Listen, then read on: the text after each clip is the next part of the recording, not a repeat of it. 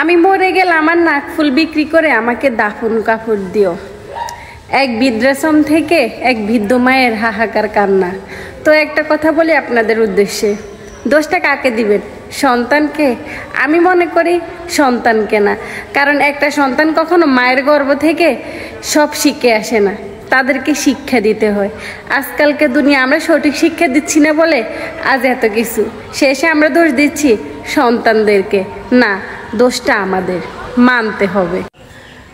প্রেম করি না বলে আমার ফ্যামিলি আমাকে নিয়ে গর্ব করে, কিন্তু এই দিকে যে আমি কারো কাছে পাত্তাই পাই না, ওইটা শুধু আমি জানি।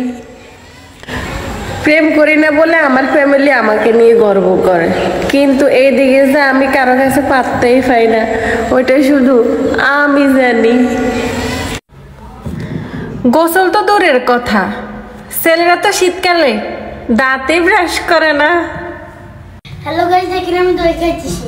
দই কে ফাটাইছে বাবা? আমার নানু। নানু ফাটাইছে? এটা হচ্ছে আমাদের কুমিল্লার দই। দই কে আনছে? কে আনছে দই? মামা? ঠান্ডা ঠান্ডা খাওয়া যাচ্ছে না। হাই রে, মা ছাড়া দুনিয়া অন্ধকার। সোনার কপাল তার, মা আছে যার। আল্লাহ সবার মাকে সুস্থ রাখুক। শেখলে বাধা হাতিক। এক বাচ্চা ছেলে তার বাবার কাছে বায়না ধরল সে সার্কাস দেখতে যাবে। বাবা তাকে সার্কাস দেখাতে নিয়ে গেলেন। সার্কাস শুরুর আগে বাবা তার ছেলেকে সার্কাসের তাঁবুর বাইরে রাখা বিভিন্ন পশু পাখির খাঁচার সামনে দিয়ে ঘুরিয়ে পশু পাখি দেখাচ্ছিলেন। দেখতে দেখতে তারা হাতির সামনে চলে আসলো। তারা দেখতে পেল হাতিটি খাঁচায় বন্দি করে রাখার বদলে একটি চিকন শিকল দিয়ে পায়ে বাঁধা আছে, যেটি হাতি চাইলেই ছিঁড়ে পালিয়ে যেতে পারে। কিন্তু আশ্চর্যের বিষয় হলো হাতিটি সে চেষ্টাই করছে না। এটি দেখে ছেলে খুব অবাক হলো এবং তার বাবাকে এর কারণ জিজ্ঞাসা করল। বাবা হাতির মাহুতকে রক্ষণাবেক্ষণকারী ডেকে এর কারণ জিজ্ঞাসা করলেন।